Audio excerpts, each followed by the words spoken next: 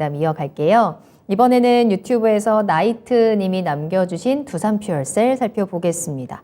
매수가 38,000원이고요. 비중 20% 담으셨어요. 진단 부탁드립니다. 감사합니다. 라고 하셨는데 사실 방송하면서 수소에 대한 이야기가 나오면 빠지지 않고 이제 채팅창에 등장하는 종목 중에 하나가 두산퓨얼셀이죠.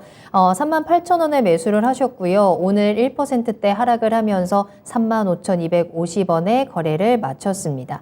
38,000원이면 꽤 오랫동안 지금 보유하고 계신 상황이거든요. 중간에 살짝 회복에 대한 시그널도 있었는데 다시 한번 좀 밀리기도 했습니다. 지금 시점에서 다시 한번 정확한 분석과 전략이 필요할 것 같아요. 두산퓨얼셀 어떻게 보세요?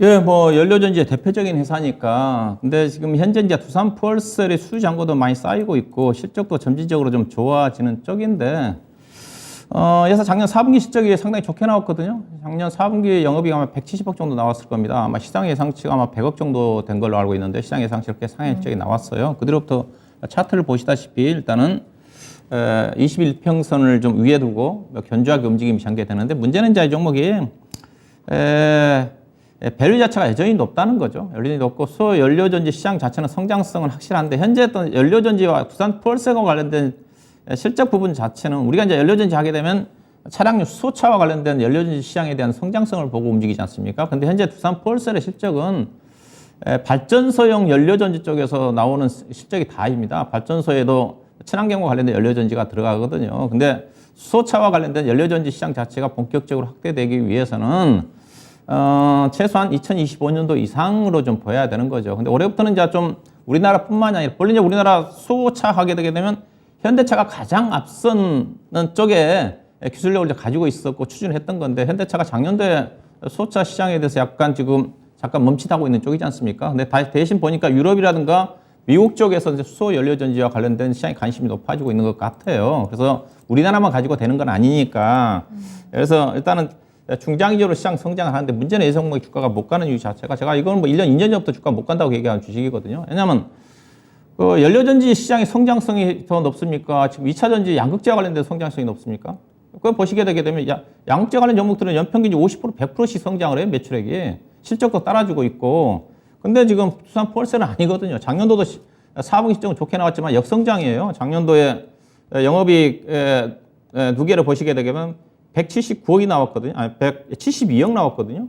2019년도에 영업이익 190억, 그 다음에 2020년도에 260억, 재작년도에 2020년 180억, 작년도 72억이에요. 역성장입니다. 주가 갈 수가 없죠.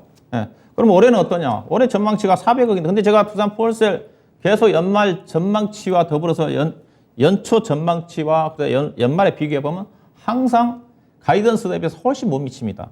이게 작년 같은 경우도 연말에 70억 나왔었는데 아마 400억 정도 목표치를 했을 거예요. 근데 올해 전망치가 417억인데 이것도 못 믿는다는 거죠. 예, 근데 믿는다 한다 하더라도 올해보다는 앞서 연료전지 시장 자체는 2024년, 2025년도 시장까지 볼 수가 있는 거니까 현재 2024년도까지 전망치가 나오는데 658억이에요. 그럼 2024년도에 예사 밸류가 몇이냐?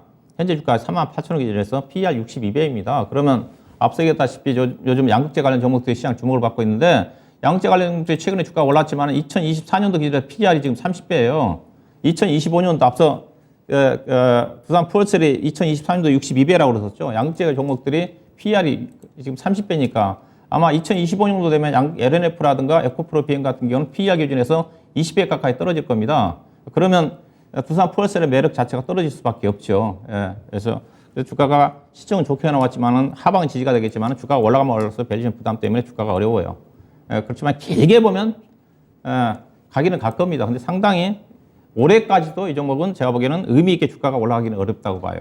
그래서 이런 종목들이 약간 이제 모멘텀이 부각이 좀 돼가지고 약간 미국 쪽에서 연료전지 관련 종목들에 대한 뭐 투자 이익이 나오면서 급등하면 그때 올라갈 때 그때는 뒤돌아보지 말고 팔아야 됩니다. 그리고 빠질 때 성장하니까 저점에서 성장하는 주식은 너무 높게 사버리면 상당 기간 고생을 합니다. 이 종목 가지고 계신 분들 어때요? 보시면 주봉을 보시게 되게 되면 2021년도 주가가 6만 원이었습니다. 예, 만약에 그때 2021년도에 2차전지 쪽에 양극재 관련 종목도 샀으면 어떻겠어요?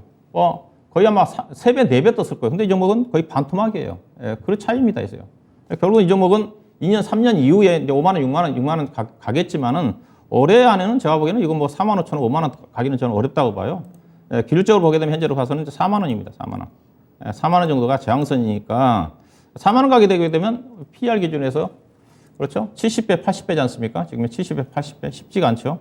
그래서 이제 실적 턴어라운드니까 어느 정도 하방은 좀 지지가 되겠지만은 올라가면 올라갈수록 밸류에이션 부담 때문에 윗방향으로 올라가기는 어렵다. 그래서 지금이라도 아마 수소 연료전지 관련 종목들은 내년도 정도 가야 좀 어느 정도 단계적으로 상승하지 않겠는가. 그래서 올해도 거의 박스권의 움직임이 전개될 수밖에 없습니다. 그래서 일단은 뭐 박스권에 현재로 봐서 시장 여건이 나쁘지 않으니까 33,000원 박스권의 하단, 그 다음에 4만 원 정도가 박스권의 상단이다. 그 사이에서 매매를 좀 하시든지 그렇지 않으면 오히려 더 성장성이 높은 종목 쪽으로 교체 매매하는 전략이 좀 필요하지 않겠다. 일단 목표 주가는 4만 원 정도를 제시해 드리도록 하겠습니다. 네, 두산퓨얼셀 진단 도와드렸고요. 4만 원을 목표가로 해서 수익으로 매도하는 전략과 함께 또 종목 교체에 대한 조언도 함께 전해드렸으니까요. 참고해 보시길 바라겠습니다. 자, 오늘